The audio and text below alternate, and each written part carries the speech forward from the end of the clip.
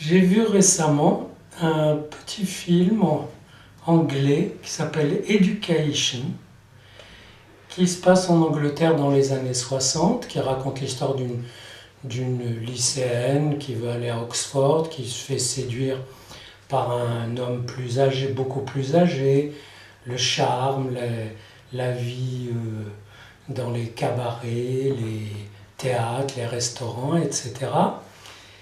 Et qui finalement se fait virer pour le suivre, pour l'épouser, et il se révèle être un homme marié qui a la compulsion de courir les petites jeunes filles. Donc, elle fait marche arrière, mais on ne la reprend pas dans son lycée, elle obtient l'aide d'une enseignante, finalement elle intègre son Oxford, assagie, éduquée par cet événement.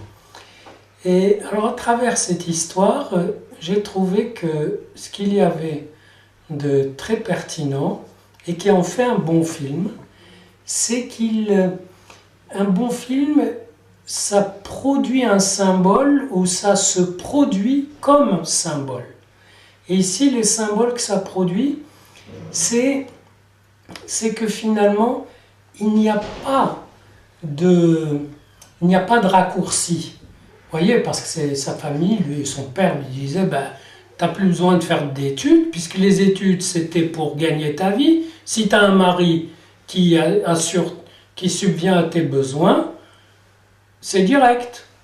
Voilà, c'est tout bénef. Et c'est caricatural, mais on voit bien comment non seulement il n'y a pas de raccourci, mais il faut en quelque sorte se heurter au système, se faire éjecter ou exclure par le système et rentrer dans le système autrement. Parce qu'elle y revient autrement, par une aide extérieure, elle revient à la charge. Ça ne veut pas dire qu'il faut toujours se faire éjecter, ça veut dire qu'il y a une cassure qui casse la ligne droite, le projet linéaire, voilà, on fait des études, on réussit, on s'intègre, etc.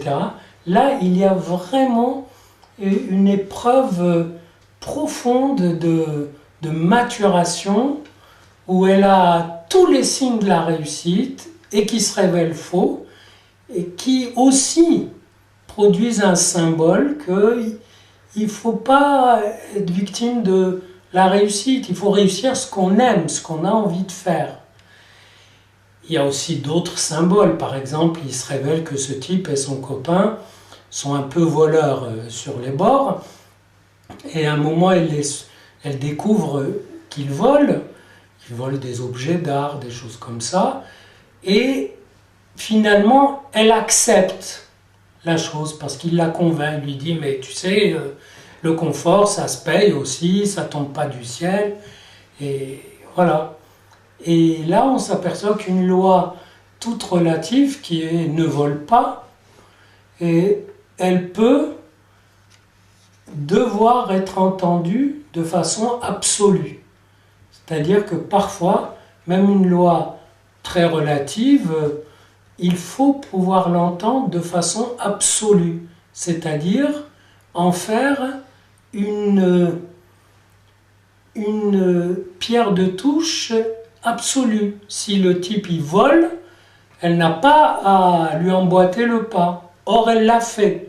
Donc, il y a tout un travail sur les risques de renoncement, de déchéance, etc., jusqu'à la chute et au rebondissement.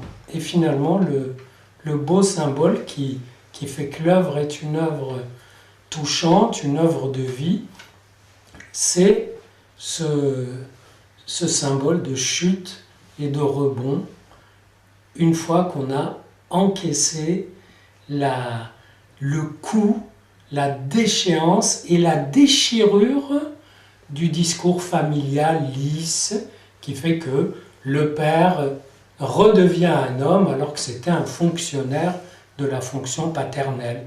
Il avait une langue de bois, Voilà, le travail réussi, j'ai investi, etc. Il avait simplement oublié d'aimer sa fille et oublié de s'aimer lui-même comme père, c'est-à-dire d'aimer cette rencontre avec sa fille. Et voilà, l'ensemble, finalement, on le verra assez souvent quand on parlera de cinéma.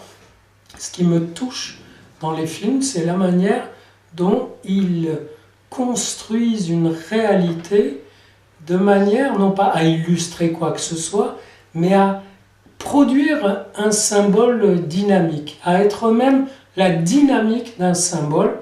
Et le symbole, c'est toujours entre la vie et la mort, ou entre la déchéance et l'issue salvatrice.